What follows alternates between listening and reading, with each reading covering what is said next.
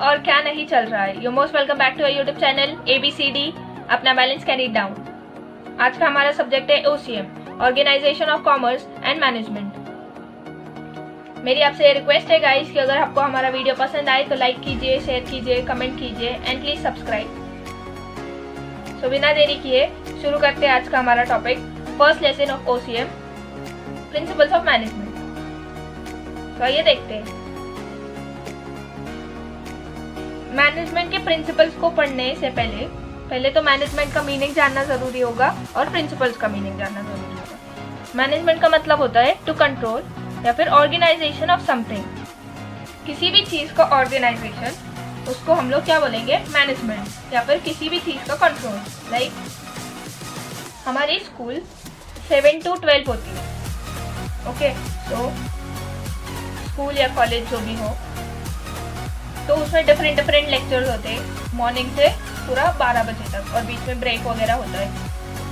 तो सुबह का लेक्चर अगर इंग्लिश है, फिर मराठी है, फिर हिंदी है, साइंस है, जो भी है सब्जेक्ट, उसके अकॉर्डिंगली मतलब टाइम 45 मिनट्स का पर्टिकुलर एक लेक्चर होता है। तो उसको ही हम लोग टाइम मैनेजमेंट बोलते हैं। लाइक हर चीज़ को ऑर्गेनाइज, अभी उस टाइम को भी 7 to 12 का जो टाइम था उसको डिवाइड किया था एंड ऑर्गेनाइज किया था पर्टिकुलर लेक्चर के लिए, उसको ही हम लोग टाइम मैनेजमेंट बोलते हैं। वैसे ही किसी भी चीज़ को अच्छे से ऑर्गेनाइज करना, उसको हम लोग मैनेजमेंट बोलते हैं। एंड प्रिंसिपल मतलब एक जनरल लॉ या रूल और आइडिया।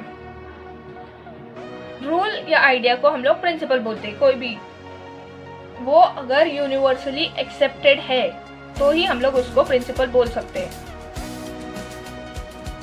सपोज कोई भी चीज़, अगर हम लोगों को 7 बजे उठना पसंद है, सुबह जल्दी, बट अगर ये पूरा वर्ल्ड अगर उसको एक्सेप्ट करे कि हाँ 7 बजे उठना मतलब ठीक होगा, so then it will be called as principle. वैसे नहीं होगा। अब आगे बढ़ते, इंपॉर्टेंस ऑफ मैनेजमेंट। मैनेजमेंट इतना ज़रूरी क्यों होता है बिजनेस ऑर्गेनाइजेशन में? जैसे हमारे बॉडी को पानी, खाना ज़रूरी होता है जिंदा रखने के लिए, तो वैसे ही बिजनेस को जिंदा रखने के लिए मैनेजमेंट ज़रूरी होता है। वो उसकी लाइफ बोल सकते हैं मैनेजमेंट। अगर मैनेजमेंट ही ना होगा बिजनेस में, तो बिजनेस कैसे सर्वाइव करेगा? उसको प्रॉपर चाहिए ना कि कैसे मतलब मैनेजमेंट होगा डिफरेंट डिपार्टमेंट्स में, टॉप लेवल, हायर लेवल, ये बॉस एम्प्लॉय को कमांड देगा वगैरह, ऑर्डर्स देगा, देन उसको अकॉर्डिंगली वर्क करना पड़ेगा, तो उसको ही मैनेजमेंट बोलते हैं। अगर एक टास्क देना देन, और वो मैनेजर भी पहले खुद के मैनेजमेंट के प्रिंसिपल्स को स्टडी करता है, देन एम्प्लॉयज़ को टास्क देता है, वर्क देता है, ऑर्डर देता है। तो ये मैनेजमेंट बिजनेस को जिंदा रखने के लिए बहुत ज़रूरी होता है। मीनिंग एंड डेफिनेशन हो गया। डेफिनेशन पढ़ेंगे फिर से। बुक का डेफिनेशन बुक में दिया है, principle is defined as a fundamental truth और proposition that serves as a foundation for a system of belief or behavior for a chain of reasoning।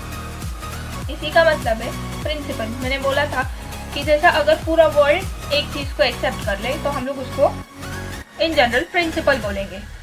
So book में भी वही दिया है, अगर पर्टिकुलर एक बिलीफ को हम लोग मानना शुरू कर दे तो उसको हम लोग प्रिंसिपल बोलेंगे।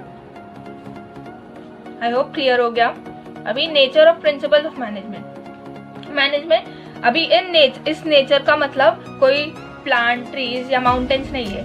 इस नेचर का मतलब है क्वालिटीज, जो क्वालिटीज है प्रिंसिपल्स ऑफ मैनेजमेंट की। फर्स्ट है universal application, can be applied everywhere. Management के प्रिंसिपल्स ऐसे होते हैं जो कहीं पर भी हम लोग अप्लाई कर सकते हैं, मतलब according to the situation and need, okay. ये सिर्फ बिजनेस में ही काम नहीं आते, ये क्रिकेट में भी काम आ सकते हैं, हमारे स्टडीज में भी काम आ सकते हैं। जैसे हमको मैनेज करना है टाइम मैनेजमेंट, वो भी तो एक प्रिंसिपल होगा। तो वैसे ही हम लोग हमारे अकॉर्डिंगली उसको अप्लाई कर सकते हैं, इसीलिए उसको यूनिवर्सल एप्लीकेशन कहा है। Can be applied everywhere and at all levels of management. At all levels of management. Levels of management 3 level होते हैं। फर्स्ट तो top level management, second middle level and third is lower level. So ये हर level of management में applicable होता है, because सबको ही principal ज़रूरी होंगे ना, मतलब उसको फॉलो करना, ओके। इसीलिए यूनिवर्सल एप्लीकेशन है। Second is general guideline, provide guidelines in tackling situations and solving problems. ये बिजनेस को जनरल गाइडलाइंस प्रोवाइड करते हैं, प्रिंसिपल्स ऑफ मैनेजमेंट। ओके, वो बिजनेस को गाइडलाइंस, ऐसे गाइडलाइंस प्रोवाइड करेंगे जो कोई भी बिजनेस के सिचुएशन, प्रॉब्लम को टैकल करने के लिए मदद करेंगे। थर्ड है principles are formed by practice and experiments. Management principles are developed gradually after thorough research. Management के प्रिंसिपल वो है जो फॉर्म हो गए, वो बहुत थरो रिसर्च के बाद डेवलप हो गए। फॉर एग्जाम्पल, अभी किसी भी चीज़ को बढ़ने के लिए टाइम ही लगता है, राइट? अगर किसी इंसान को बॉडी बिल्डिंग का शौक हो तो उसको जिम में आवर्स एंड आवर्स स्पेंड करने पड़ेंगे, डंबल्स उठाने पड़ेंगे, पुशअप्स करना पड़ेगा, तब जाके उसकी बॉडी बिल्ड होगी, राइट? तो वैसे ही किसी भी चीज़ को डेवलप, फॉर्म होने के लिए टाइम लगता है। तो वैसे ही मैनेजमेंट के प्रिंसिपल्स को फॉर्म करने के लिए बहुत टाइम लगा था, एंड वो भी बहुत रिसर्च के बाद। जो भी मैनेजमेंट के थिंकर्स होते, जो मैनेजमेंट के प्रिंसिपल्स बनाते, उन्होंने बहुत ज़्यादा थरो रिसर्च के बाद ये मैनेजमेंट प्रिंसिपल्स बनाए। आगे बढ़ते, flexibility, flexible in nature. Management के प्रिंसिपल फ्लेक्सिबल इन नेचर होते हैं, मतलब हम लोग उसको कभी भी चेंज या मॉडिफाई कर सकते हैं। चेंज को ही मॉडिफाई बोलेंगे। सो हम लोग अकॉर्डिंग टू द सिचुएशन, मतलब जैसी बिजनेस की सिचुएशन है, करंट सिचुएशन है, उसके अकॉर्डिंगली हम लोग उसको चेंज कर सकते हैं। ऐसे उसके प्रिंसिपल रिजिड नहीं होते कि एक प्रिंसिपल बताए तो उसी को सालों साल फॉलो करो, वो अगर हमारे बिजनेस को सूट हो या ना हो, बट ऐसा नहीं होगा। ये फ्लेक्सिबिलिटी भी होती है उसमें। हमको अकॉर्डिंग टू द सिचुएशन, जैसा डिमांड है, अकॉर्डिंग टू द नीड, जैसा चाहिए हमको, वैसे हम लोग उसको चेंज कर सकते हैं प्रिंसिपल्स को। फिफ्थ है behavioural in nature, principles direct employees to achieve the objective of the business organisation. अभी मैनेजमेंट ग्रुप एक्टिविटी होती है, राइट? तो मैनेजमेंट के प्रिंसिपल्स जो होते हैं वो बिजनेस के एम्प्लॉयज को डायरेक्ट करते हैं एक पर्टिकुलर ऑब्जेक्टिव अचीव करने के लिए, तो उसको ही बोलेंगे बिहेवियरल इन नेचर। सिक्स्थ है cause and effect relationship, determine the cause for a particular effect. अभी इसका एग्जांपल ऐसा दूंगी कि अगर किसी को हम लोगों ने आगे से चाटा मारा बिना वजह, तो हमको भी चाटा पड़ने वाला है, राइट? तो वैसे ही एक पर्टिकुलर कॉज का इफेक्ट बताते हैं, मतलब उसका रिलेशनशिप। अभी हमने चाटा मारा इसलिए हमको चाटा पड़ा, वैसे ही बिजनेस का जो भी इफेक्ट, कॉज एंड इफेक्ट होगा, वो ये डिटरमाइन करते हैं मैनेजमेंट के प्रिंसिपल्स। सपोज हम लोग अगर अच्छे वेजेस, फेयर रिम्यूनरेशन देते हो, मतलब अगर कोई भी बॉस अपने एम्प्लॉयज़ को अच्छे वेजेस या सैलरी जो भी देता हो, तो फिर उसके एम्प्लॉयज़ अच्छे से ही वर्क करेंगे उसके लिए, राइट? तो उसको ही बोलते हैं cause and effect relationship. Seventh है all principles are of equal importance, all principle must be given equal attention and importance for achieving the common objective, that is profit. हर बिजनेस का ऑब्जेक्टिव होता है प्रॉफिट कमाना, right? तो हमको जो भी मैनेजमेंट के प्रिंसिपल्स होते हैं उसको इक्वल इम्पोर्टेंस देना होगा। सारे principles of management equally important होते हैं। अगर हम लोग सिर्फ एक ही प्रिंसिपल पे फोकस करें और दूसरे प्रिंसिपल पे ना फोकस करें, तो फिर अच्छे से काम नहीं चलेगा, फिर बिजनेस लॉस सफ़र करेगा।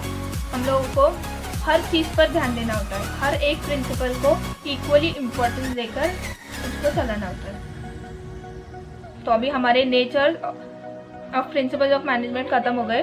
अभी significance of management principle. Significance, the word significance means importance.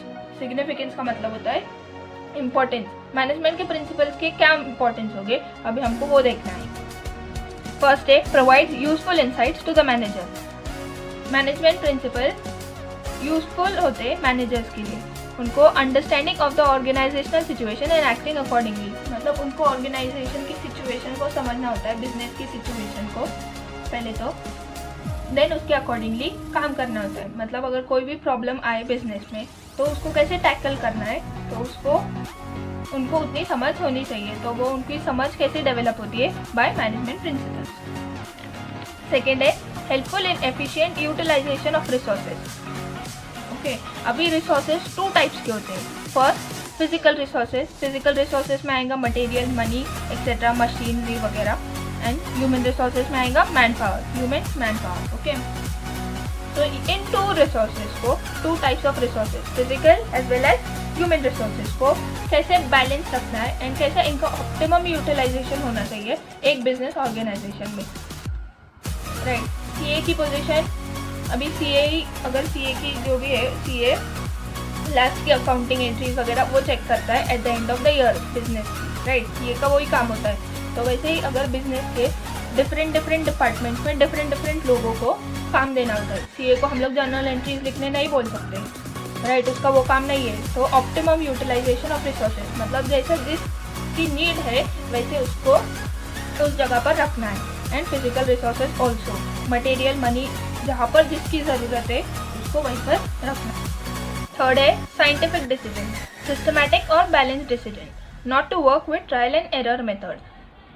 मतलब ही मैनेजमेंट के प्रिंसिपल जो होते हैं वो साइंटिफिक डिसीजन लेने में मदद करते हैं। साइंटिफिक डिसीजन मतलब सिस्टमैटिक और बैलेंस डिसीजन, उन डिसीजंस को लेने में साइंटिफिक मैनेजमेंट के प्रिंसिपल्स हेल्प करते हैं। And not to work on trial and error method मतलब गलतियों से सीखना ये हम लोग नहीं कर सकते। मतलब 10 बार ट्रायल करो एंड देन 10 बार गलती होंगी, ऐसा नहीं चलेगा। बिजनेस में ऐसा नहीं चलता है। हम लोगों को क्विक डिसीजंस बनाने होते हैं एंड वो भी एक्यूरेट। तो इसीलिए साइंटिफिक डिसीजन हम लोग इसीलिए सिस्टमैटिक एंड बैलेंस वे से अगर डिसीजन बनाएंगे तो हम लोगों को ट्रायल एंड एरर के मेथड से काम नहीं करना पड़ेगा। मतलब गलतियों से सीखना, 10 बार गलती करना एंड देन 10 बार चेंजेस लाना। Fourth is understanding social responsibility. Social responsibility मतलब सोसाइटी की as well as business organisation की सोशल रिस्पॉन्सिबिलिटी। अगर बॉस होगा, कोई भी एम्प्लॉय मतलब ओनर होगा मैनेजमेंट का, बिजनेस का, तो उसको हर एक की नीड को समझना होगा, business organisation as well as society की।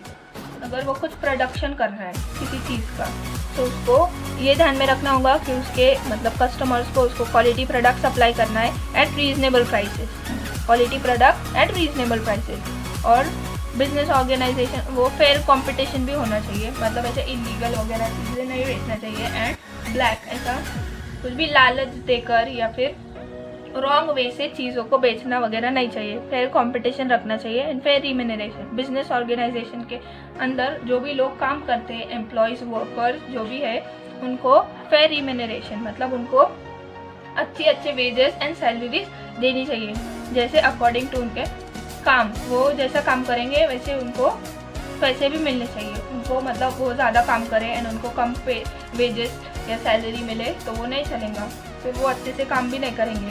तो ये बिजनेस ऑर्गेनाइजेशन को सोशल रिस्पॉन्सिबिलिटी को भी अंडरस्टैंड करना ज़रूरी होता है। हेल्दी वर्किंग प्लेस, अभी जो भी बिजनेस ऑर्गेनाइजेशन में लोग होते हैं, काम करते हैं एम्प्लॉयज़, तो उनके लिए healthy working place, healthy environment बनाना ज़रूरी है। मतलब तभी जाकर वो अच्छे से काम कर सकेंगे, राइट। नहीं तो स्ट्रेसफुल होकर काम नहीं कर पाएंगे, उनका मन नहीं लगेगा। Fifth standard tools and machinery, मतलब जो डिमांड में मशीनरी एंड टूल्स है जो स्टैंडर्ड है, स्टैंडर्डाइज है, सब उसमें न्यू टेक्निक्स है, इनोवेटेड टेक्निक्स वगैरह है, तो फिर वो यूज़ होना चाहिए बिजनेस ऑर्गेनाइजेशन में, तभी जाके जल्दी प्रोडक्शन होगा, राइट, किसी भी चीज़ का। तो इसीलिए स्टैंडर्ड टूल्स एंड मशीनरी, ये सोशल रिस्पॉन्सिबिलिटी को बिजनेस ऑर्गेनाइजेशन को अंडरस्टैंड करना ज़रूरी है एंड ये मैनेजमेंट के प्रिंसिपल सिखाते हैं। फिफ्थ है encourages research and development, that is R&D, changing situation, changing business to suit current needs। अभी बिजनेस एनवायरनमेंट में बहुत सारे सिचुएशंस को चेंज करना ज़रूरी होता है अकॉर्डिंग टू द नीड। मतलब जैसे दुनिया चल रही है उसके हिसाब से लोगों के लाइक डिसलाइक सब प्रेफरेंसेस वगैरह देखकर बिजनेस को, कोई भी कमोडिटी को उसका प्रोडक्शन करना होता है। तो इसीलिए मतलब उनको रिसर्च एंड डेवलपमेंट करना होता है उसके अकॉर्डिंगली। तो देखेंगे पहले, वो स्टडी करेंगे कि कहाँ पर बिजनेस की कमी है एंड फिर उसको डेवलप कैसे करें। सो प्रिंसिपल्स ऑफ मैनेजमेंट इसको रिसर्च एंड डेवलपमेंट में भी मदद करते हैं, न्यू टेक्निक्स यूज़ करने में मदद करते हैं। Sixth is helps to coordinate and control. अभी boss and employee and different mindsets होंगे, राइट। बॉस और एम्प्लॉय के डिफरेंट माइंडसेट्स होंगे, मतलब दो इंसान के अलग अलग इंसानों के अलग अलग माइंडसेट्स तो होंगे ही, राइट, अग्री। सो ये दो इंसान को मतलब कोऑर्डिनेशन के साथ काम करना होगा, तभी बिजनेस ऑर्गेनाइजेशन चल पाएगा। तो ये कोऑर्डिनेशन एंड कंट्रोलिंग में हेल्प करते मैनेजमेंट के प्रिंसिपल्स, और ये हम लोगों को मैनेजमेंट के principle provide guidelines to control, coordinate and control, मतलब ये मैनेजमेंट के प्रिंसिपल टू डिफरेंट माइंडसेट्स को कंट्रोल एंड कोऑर्डिनेट करने के लिए गाइडलाइंस प्रोवाइड करते हैं। सेवेंथ एंड लास्ट है develops objective approach, identify business opportunities, root causes of the problem, provide appropriate solution. मतलब ये जो सारे मैनेजमेंट के प्रिंसिपल्स होते हैं वो ऑब्जेक्टिव अप्रोच डेवलप करने में मदद करते हैं, बिजनेस की सिचुएशन अपॉर्चुनिटीज को कैसे आइडेंटिफाई करना वो सिखाते हैं। Root causes of the problem, problem की रूट कॉज क्या है, जड़ क्या है, वो समझने में मदद करते हैं, एंड फिर उसको अप्रोप्रिएट सोल्यूशन देने में मदद करते हैं। तो ये सारे प्रिंसिपल्स, तो ये इम्पोर्टेंस ऑफ प्रिंसिपल्स हो गए। आई होप आपको ये वीडियो पसंद आया होगा। नेक्स्ट वीडियो में हम लोग थियोरीज ऑफ मैनेजमेंट पढ़ेंगे, Henry Fayol's theory and Frederick Winslow Taylor's की थियोरी पढ़ेंगे हम लोग, ठीक है। तो आपको अगर मेरा वीडियो पसंद आए तो लाइक कीजिए, शेयर कीजिए। Thank you guys, see you in the next video.